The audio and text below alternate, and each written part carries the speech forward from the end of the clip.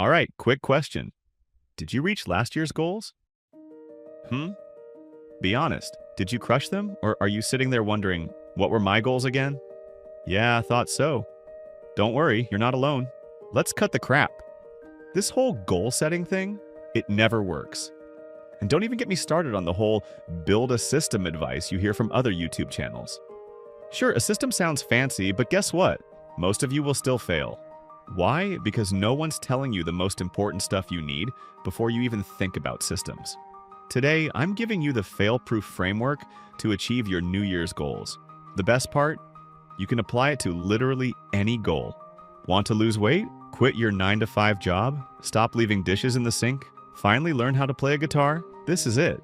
But listen, if you skip even one part of this framework, you're going nowhere. So stick around till the end. Let's dive in. Why you fail to reach your goals. Here's the brutal truth. You fail because you rely on the systems or the goals alone. Systems are just the know-how, goals are just the end results. But you're missing the fuel, the energy source, the fire under your butt to get started and keep going. Think about launching a rocket to Mars. That rocket needs a massive amount of energy to take off. And it's not just for the start, it needs a constant source of power to stay on course. Your journey to achieving your goals is exactly the same. You need motivation. Now, I know what you're thinking. Motivation doesn't last. Yeah, no kidding. That's why we're going to make it last. Your motivation needs to come from answering these 3 important questions. Write it down and stick it somewhere you can always see it. Your fridge, your desk, or even your bathroom mirror. Or type it into the notepad on your phone so you can easily open it and look at it whenever you need a reminder. Question 1. Why? Why do you want this goal? And don't give me some fluffy nonsense like, I just want to be healthy. Dig deep. What's the real reason? Maybe you want to lose weight so you can confidently wear that outfit you've been hiding in your closet. Or maybe you want to build a business so you can stop answering to your micromanaging boss. Studies show that having a clear emotional reason dramatically increases your chances of success. So, write it down. Be specific. Question 2. On a scale of 1 to 100, how much do you want it?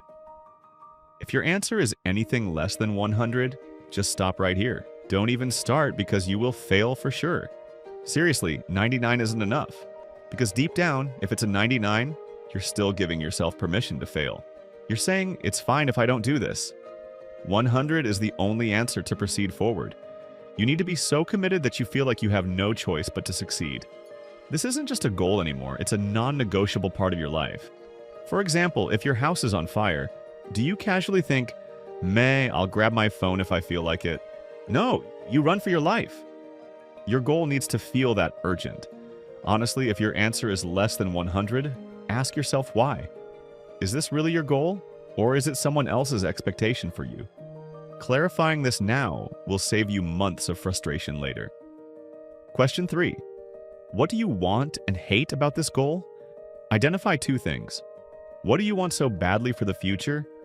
And what do you hate so much now that it keeps you awake at night?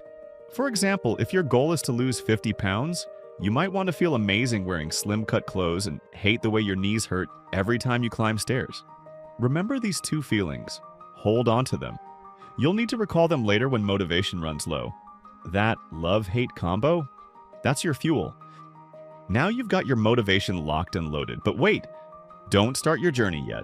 You need one more thing. Alongside with motivation, a strong mindset is also very important to keep you going. And I'm talking about a warrior mindset. Every day is a battle. Rain, shine, bad mood, good mood. It doesn't matter.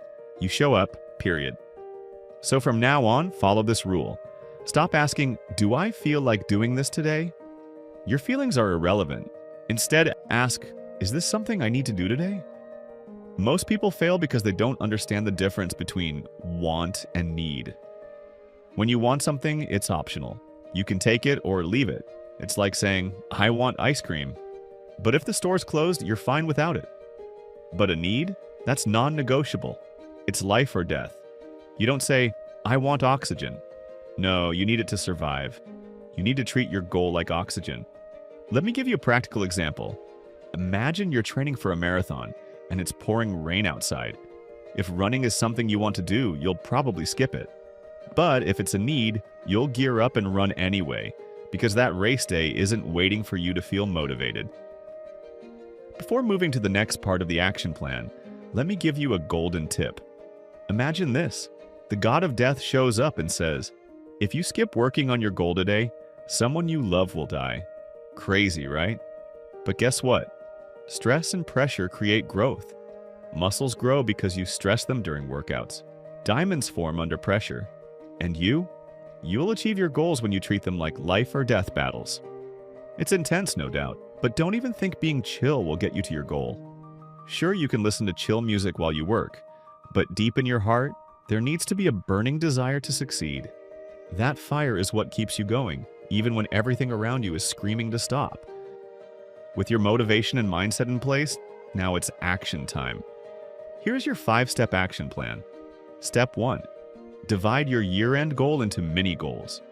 This is where we break down the mountain into hills. Why? Because trying to climb the entire mountain all at once is overwhelming. You don't say, I'm going to lose 100 pounds this year and expect to stay motivated for 12 months. No way.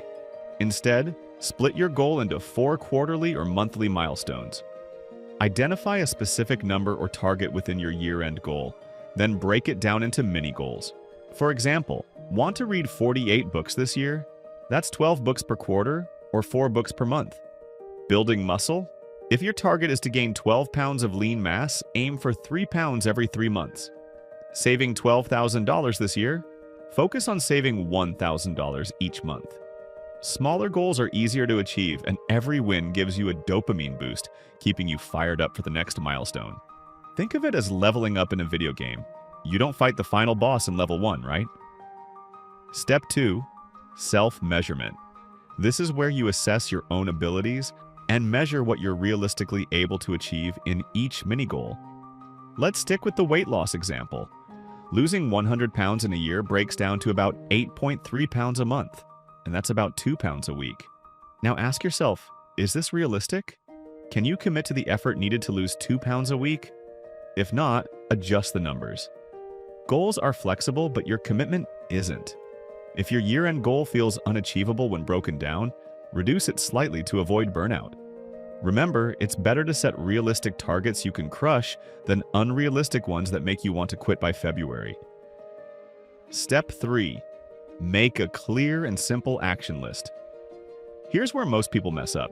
They overcomplicate things. Don't list out 15 steps for your goal. Instead, focus on 1 to 4 daily actions. Example, for weight loss, drink water before meals, walk 10,000 steps daily, and avoid sugary drinks. For saving money, pack lunch for work, automate savings, and unsubscribe from that 15th streaming service you barely use. Still unsure about what actions to take? Spend just 1 hour researching online. After that, stop. Information overload is the enemy. Stick to your chosen actions until the deadline for your first mini goal. You will reassess and adjust later. Step 4. Create your best friend, a laser-focused environment. Your environment is either your biggest ally or your worst enemy.